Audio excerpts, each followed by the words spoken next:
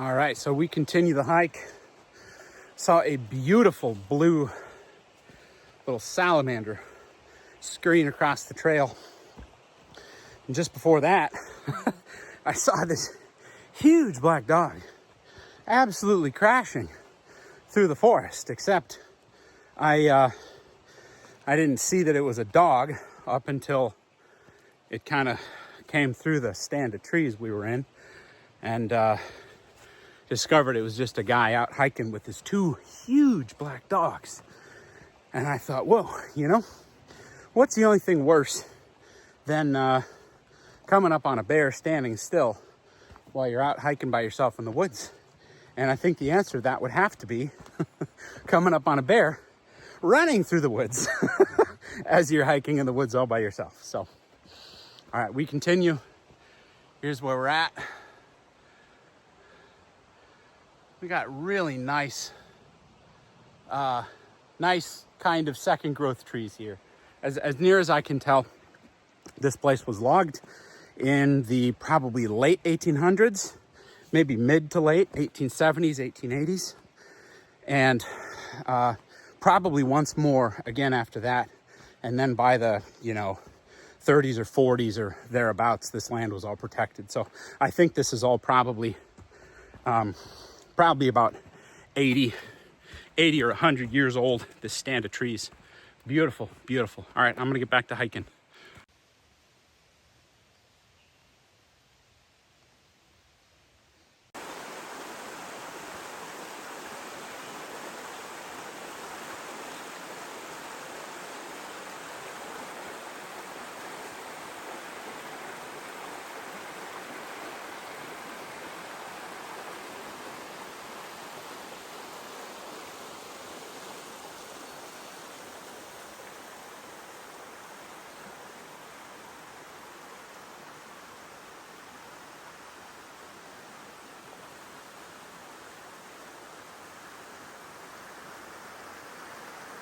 Look at that huge white oak that fell. That must be a Hurricane Helene, because it's still got green leaves on it all the way to the crown there. But something that I thought would be really cool, if I had unlimited time and money and resources, here's what I'd do. All right, so I actually have a firewood permit. I can go cut logs.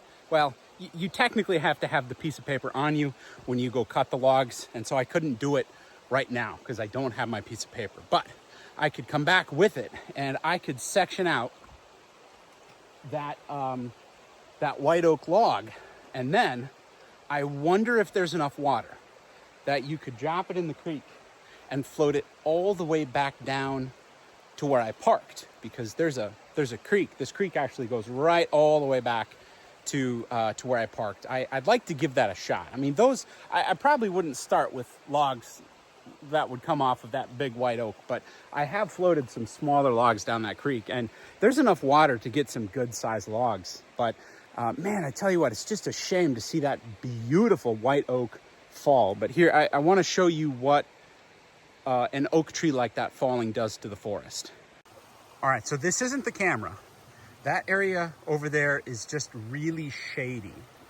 But then you see the trunk of that white oak goes all the way back there. And that oak is probably 100 foot tall. Probably a little bit better than 100 foot tall. That oak was blocking all of that sunlight from hitting the forest floor. And so now that it has fallen, it's like somebody put a magnifying glass on this section of the trees. Isn't that amazing? And now all of that wildlife, all of that vegetation that was too shaded to grow is now going to get a chance at springing up and being the next white oak. Isn't that amazing? That's why you can't really date an oak tree based on the growth rings. It might have sat a foot tall, 2 foot tall for 30 years. Up until a big white oak fell and gave it enough sun to grow.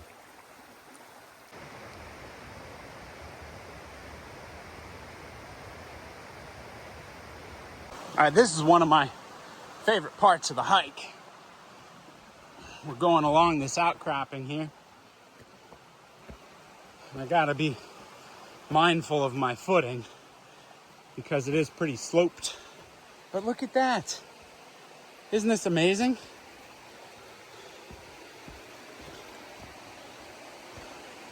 You can see the water dripping from a seam in that granite. Look at this. How cool is that? How cool is that? You know, who knows how many people over the centuries and millennia took shelter from the rain under that outcropping. Can you see the water there?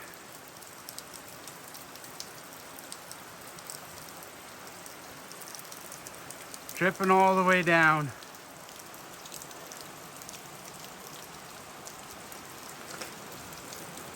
And then it flows into the creek. Amazing.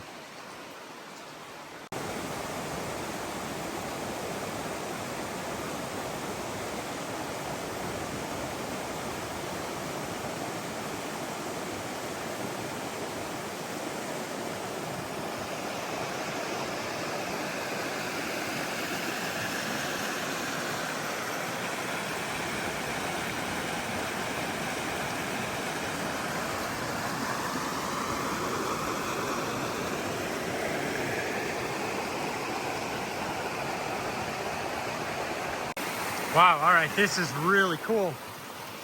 I don't know what this is. If it was maybe a mill or a bridge. But look at that there. And then on the other side, I don't know what that is. I'm gonna have to do a little bit of research on it, but you can see the wall is all stacked stone with mortar. Oh, look at that. There was a beam at some point that would have connected to a beam over here. But this has deteriorated so much that I can't tell based on its structure what it was. I bet it was a mill or a dam of some kind. Yeah, look at this here. And you can see the trowel marks. Look at that. This is something else. It's all river stone. Some of the mortar's still left in there. That is really, really porous. That'd be probably sand. Yeah, that's sand. Portland cement. For sure. That's mostly sand. Look at that. It's falling apart. I am just fascinated by what this is. I have not seen this out here. This is probably 100 years old. I don't know that it'd be that much older than 100 years. What's that over there? So I wonder if that looks more like a structure over there. This to me looks like a wall. Like just a wall. Of course it's a wall, but that's all that was. And then that to me looks like it would have been the primary purpose of whatever this building was. And then maybe up top here, it was kind of a bridge. I've seen an old gravel crushing mill that was set up like that, where they'd bring whatever they were crushing, they'd bring it across a bridge, and then on the other side was all of the equipment. Man, this wall is so cool. Now the only part of the structure that I can kind of identify what it might have been is that little circle there. Man, that might have carried a beam, something over to the other side. Now, I'm pretty sure that this would have been a mill. This would have been a dam that that probably fed a mill. Because look at that big piece of granite over there. There's a bunch of granite over here. this was a narrow spot on the creek where they could dam up some water. Here we got, oh man, this would have taken some doing. Absolutely incredible. I wonder what, that's all dry stack stone.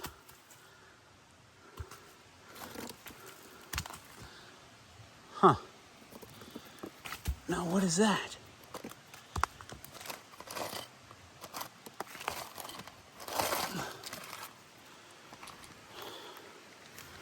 What did I just find?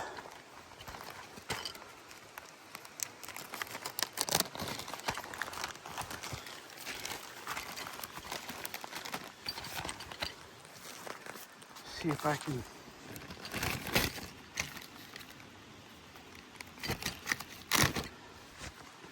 What is this? Interesting. That is so fascinating. Oh wow, look at that. Hi. We have a message that says hi.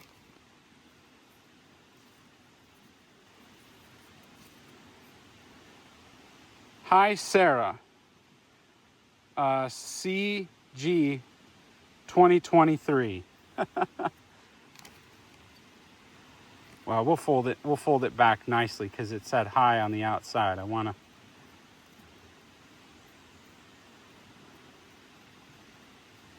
keep that the same. We've got a little rock. We've got a unicorn. And a little two seashells. Really cool. Oh, what? Hold on. We got to be putting that back. Okay. Here, we've got another little rock. Oh, look at that. It took a picture. Here, we took... Wow. So this would be kind of like here they are, like a geocache of some sort. So I am going to put all of this back because I think that's proper etiquette.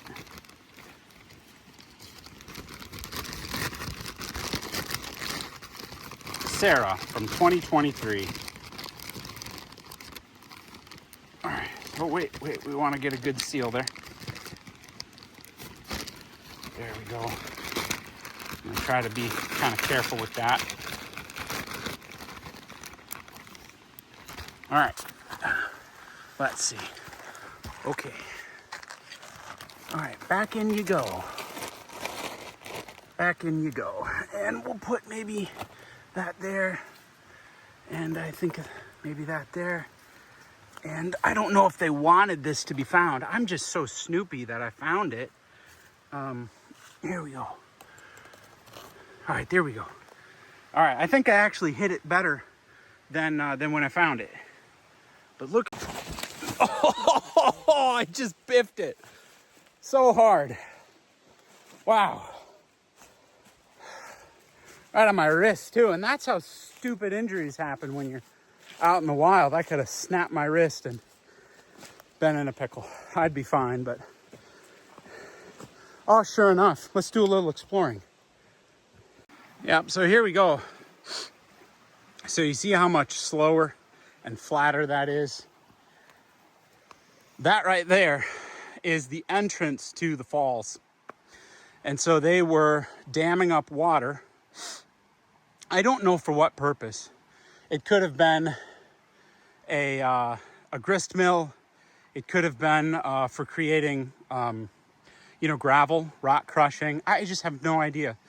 Could be for anything. Could have been a sawmill. I mean, certainly a sawmill for me would be the most logical explanation. But if they can dam up all of this water here, this is the perfect spot for it because you've got everything around it that's going to fill up with water. This is just a bowl. Everything around here is a bowl. And then you can release it in the quantities that you need to power whatever it is that you're doing. All right, now I hope I'm not totally talking out of school here, but I believe this is all iron. That if you were to smash this and refine it, you could get a form of cast iron. And that's what was done up here in North Georgia. Lots of smelting operations. Of course, you know, true to the way the South worked, it was different than the North. The North would have had 100 huge smelting facilities, you know, smelting forges, whatever. But in the South, they had, you know, 5 times that, and they were all smaller in scale. So there were more of them, and they didn't do as much. But they were, I mean, I think, in a way, more stable. You know, that's kind of that Jeffersonian versus Hamiltonian debate that we had. You can't have a functioning democracy. I think Jefferson was proven to be right if you don't have a diverse and capable body politic, we'll call it. So all this is iron, and there's quite a bit more iron throughout this rock face. So if somebody wanted to, they could grab a pickaxe, start chipping all this away, separating it from all the sandstone here. All that's sedimentary rock, that's sandstone. And then get a forge and make some iron tools. All right, man, is there anything worse than looking down at your belt and finding leather and no steel? And there's no magnesium either. No ferrocerium. I had a 100% complete loss of my Joker knife. It's the Joker Nesmic, which I'm gonna buy another one, but it's a $100 lesson not to be a fool with your tools. But I can tell you exactly what happened. You know, with the ferro rod, it's drilled into a nice wood handle, walnut handle, beautiful. And that's in my truck. Because as I was getting ready to leave, it just popped out, clattered on the tile. And I thought, what is going on there? And sure enough, it's just friction fit into that wood handle. Well, I threw some epoxy into it, and I zip tied it so it would stay clamped, and I could use it on this camping trip. And then, of course, when I'm heading out, I leave it in the truck. It's, you know, it happens. That's why I build redundancy into my system. I've got multiple lighters. Probably got about 2 lighters. I've got another ferro rod. I'm not hurting for a way to start a fire. And this is a good reminder that the redundancy is important. But as far as the knife itself go, which is the real loss, I'm sad about it. I got that knife for Christmas from my wife. I left the lanyard loop, the wrist loop on it. It's not a lanyard, I think it's just a wrist loop. And I just guarantee you, going through some heavy brush back there, popped it right out of the sheath. I was so foolish. I just wasn't thinking. So, you know, when I buy my next Joker Nesmic, I'm going to put a flap over the top of that knife, a retention flap, so that doesn't happen again. And then by the time I get back to the truck, that epoxy is going to be dry, so I can have a knife sheath.